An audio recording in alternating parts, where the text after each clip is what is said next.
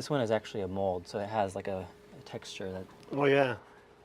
My favorite ones are the purple and the yellow. Okay. We're using bacteria as basically an agent to paint with. You can manipulate the DNA of bacteria. I want to use bacteria as a detection agent for toxins in the environment or for the detection of cancer. In a scientific world, the focus is actually on the applications of this material-idea relationship. As an artist, I'm more interested in the philosophical, representational, or even interpretational level. Do they know where they're going?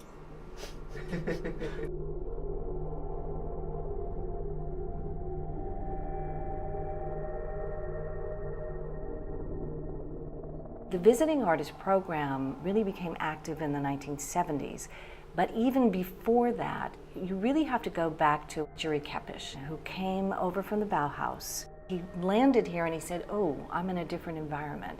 This is an environment full of scientists, full of engineers, full of people who are trying to invent new things. I really think the artists and the scientists have a lot to say to one another. He understood how the arts could fit in at an institution of MIT's quality, and by the late 60s, he had created the Center for Advanced Visual Studies. The artists who were here were not satisfied to just make art. They wanted to develop new technologies. So it just came as a kind of natural thing to create a visiting artist program to enhance this culture.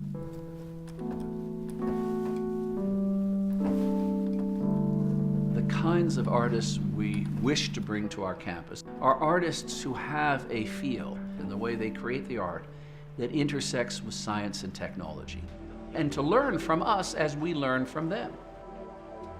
If you could go into Fantasyland and describe what would be the ideal studio for any artist in the 21st century, it would be the MIT facilities. A lot of my work is trying to figure out interesting ways to combine materials with computers, and through the research I found out about Vic's work.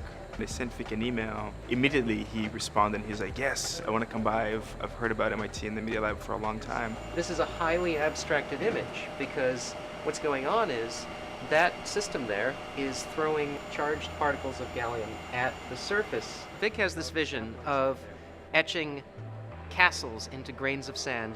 And he asked me, like, can we do this at MIT? Is there a way that we can make an image that's so small that we can actually put it onto a grain? We've been going through all these different kinds of equipment, creating really cool techniques for etching it, and then imaging it as well.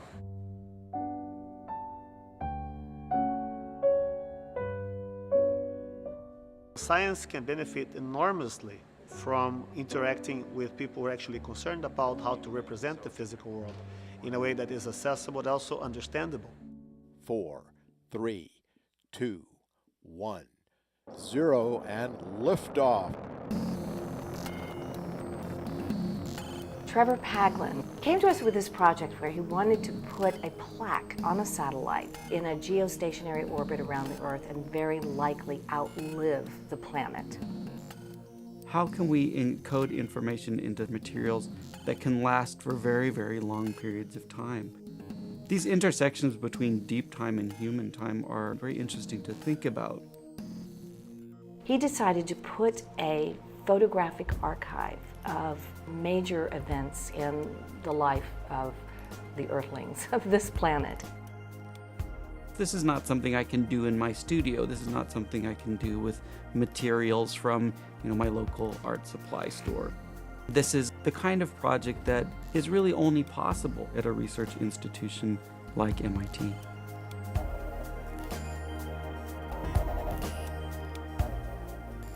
What's really important about the Visiting Artist program here is that it's based on collaboration with our existing creative arts faculty.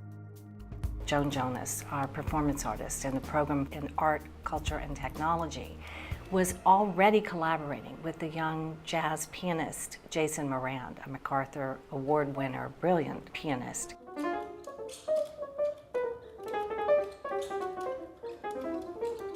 We brought Jason here to MIT to work with Joan to workshop a new performance piece by Joan called Reanimation.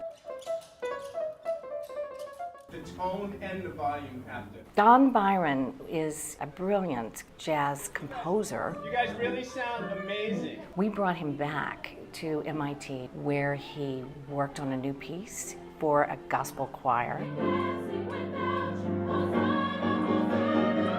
And then he composed a concerto for clarinet for Evan Ziporyn, which was performed with the student wind ensemble. It's just a musical feast, quite literally. They had quite a rapport, the two of them. Students need to learn how to play things in rhythm and make them feel good. So I think I made the thing rhythmically difficult on purpose.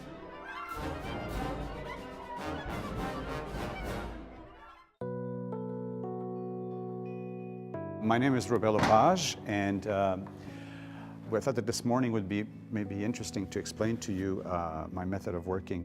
Putting students in contact with people who are at the top of their game, whether it's in science or engineering or the arts, and having them learn by creating alongside them is a very special part of MIT's educational philosophy. There's no rules to this, you just draw the impressions that you have. The McDermott Award is one of the highest level artist awards in the world.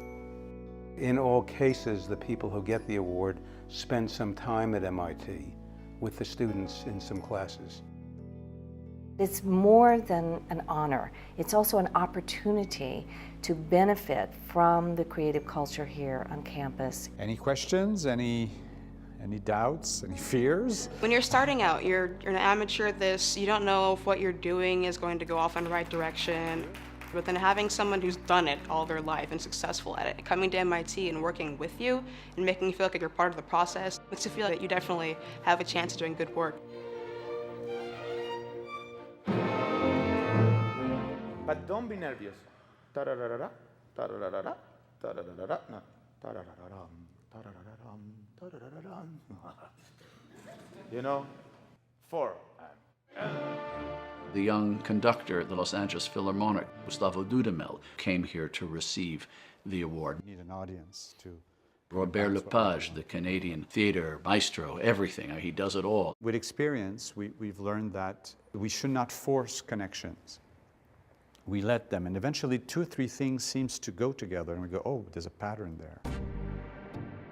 I've never really seen the quote-unquote division between the arts and the sciences as any kind of dichotomy. To be a complete person, it makes sense to be educated in both. So having a vibrant arts program at a school like MIT is important for making complete human beings, for making human beings that connect to the world. Asking questions that haven't been asked before. When you put the artist into the mix, I think those questions become larger, they become more speculative, and they also have this human dimension. This one is a mistake. It's not an actual experiment, but it still looks really cool. Working with Vic has really made me think about the whole cycle of technology and art and how those two are interwoven. And it's just a beautiful cycle connecting nature and the high technology that we practice here. It would be really interesting to film on the microscope all the details there. There's a lot of intricate stuff going on. Like some bacteria are swimming and other bacteria are just climbing on top of each other and they like to communicate.